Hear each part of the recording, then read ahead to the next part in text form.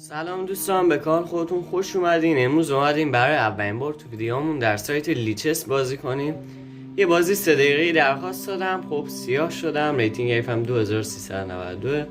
ریتینگ ما توی لیچس 2403 E4 و E5 جواب میدیم. اسب F3 اسب C6 D4 شروع بازی اسکاتلندی میزنیم. اسب F6 کنیم وارد 4 اسب بشیم. فیل B4 میزنم. من از این ساختارا با سیاه خوشم میاد، دوست دارم بازی میکنم و اینکه وارد این لنج 3-6 میکنیم. اینجا فیل J5 و H6 میکنیم. اگه بزنه با وزیر میزنیم، اینم با پیاده پس میگیریم. خب نظر رخ به 8 بازی میکنیم. حالا ما این فیل بیاریم D6 و اینکه بسیار همه چیز عالی است. خب رخ B4 میکنیم. حرکت جالبی به نظر میاد. یه دفعه دیدم اومدم. خب فیل جلسه کرد میزنیم. با وزیر زد. فیل E6 وزیر به 8. یکی دیگه از طرحام هم وزیرها رو تعویض کنیم. البته که حریف فکر نمی کردم قبول کنه. اسب E2 حالا A5 پایم A4 بیایم و ساختارهای پیاده حریفمون رو اذیت کنیم. به احتمال زیاد A3 فکر میکردم بیاد. خب این که H3 رو از دست میده، نمیدونم برش این کارو کرد. شاید اسب F4 بیاد. الان فیل رو برمیگردونم D7 پیاده جلو هم. و فیل J4 میکنم. اسب F4 هم نیامد. میتونیم اینم بزنیم. با رخ باید بزنه دیگه قطعا. و حالا C5 هم C4 هم بیام. کلن دیگه این پیاده B3 رو اینجا از اینجا بلند کنیم.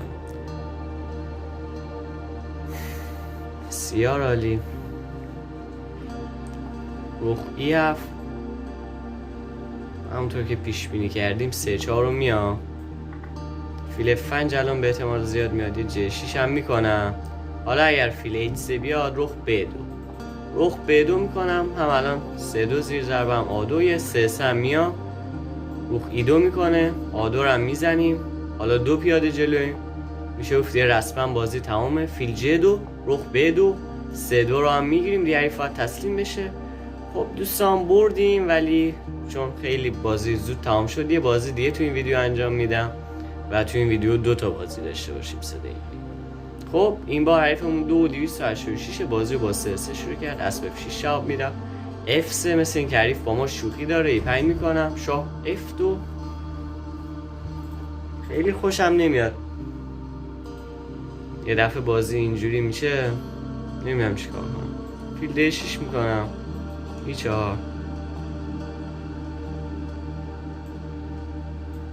بعد جالب این که ریتینگش رو نگاه کنیم، مود نزدیک 200 از ما کمتر، 140-150 تا شاید از ما کمتر باشه.